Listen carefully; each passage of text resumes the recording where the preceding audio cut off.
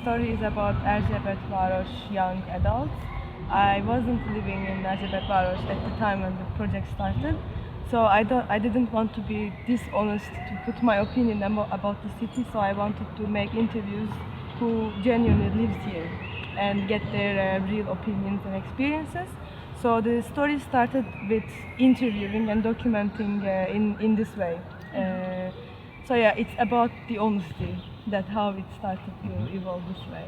In the process, you took lots of portraits, so you followed people on the streets, and then you cut those pictures out, and you made like a collage type of how to say, layers.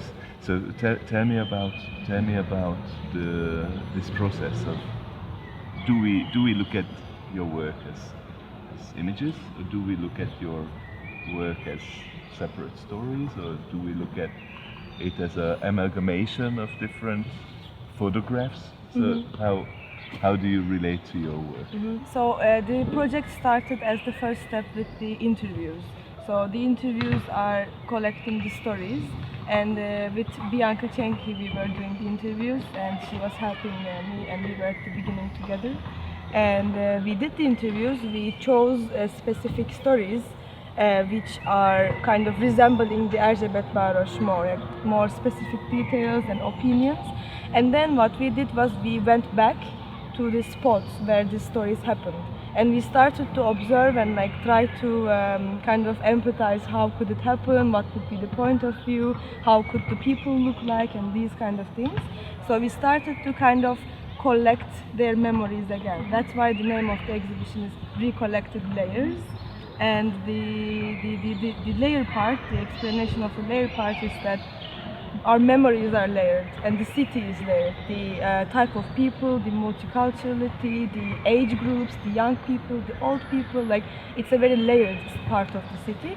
So we kind of found a common point with layers, memories being layers and the city being layers.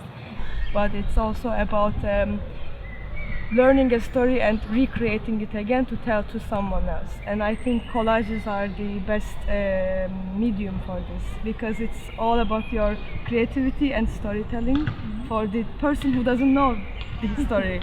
So there were approximately 20 people that we interviewed in the beginning, but after all we wanted to choose the ones with different kind of perspectives. So I didn't want to put 3 people that were speaking about the same perspective of the city. But this guy, for example, that I have, it puts the nice side of like how to get drunk in the city, climb up roofs, and like some illegal things. And but one of the stories, for example, is telling about Erzsebetvaros in 1986. So she was there when she was 22 years old in 1986, and she comes back and starts living here in 2017. So different times, different kind of living styles and stories. It's just kind of gave me more memories in the city. I'm going around and like thinking, oh, this happened here, this happened there and stuff.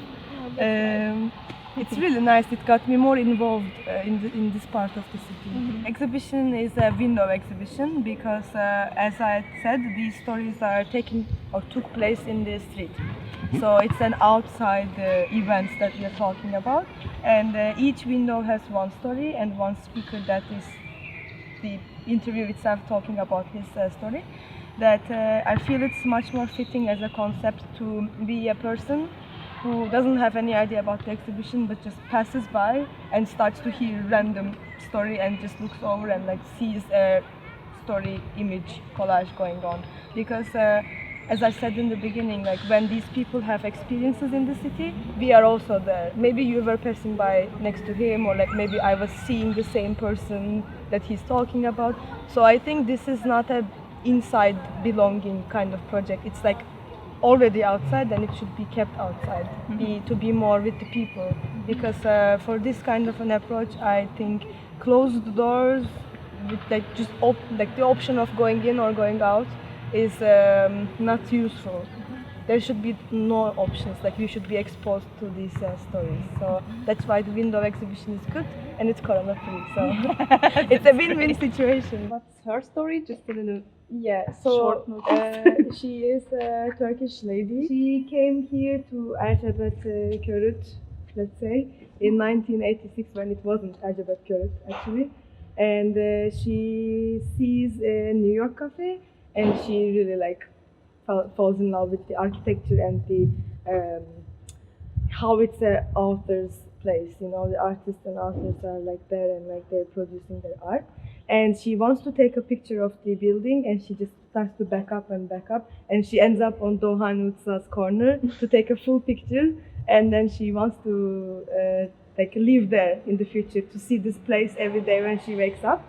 And for 10 years she comes and goes and she starts to learn Hungarian. She is like almost like living in New York cafe, and on 2017 she comes back and buys that apartment. Yeah, so it's a really heartwarming story. Yeah. Are there set stories? Because I think most of the stories that you recorded are like happy or positive, no?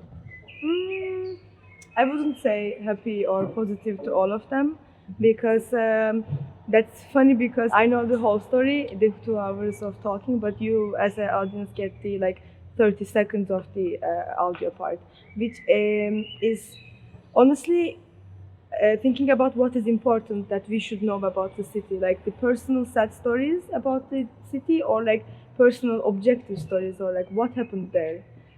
Like I don't know what would it give us to learn if someone's mother died on the streets on Erzsebetvaros, but more or like their opinions and experience and like analysis of the city.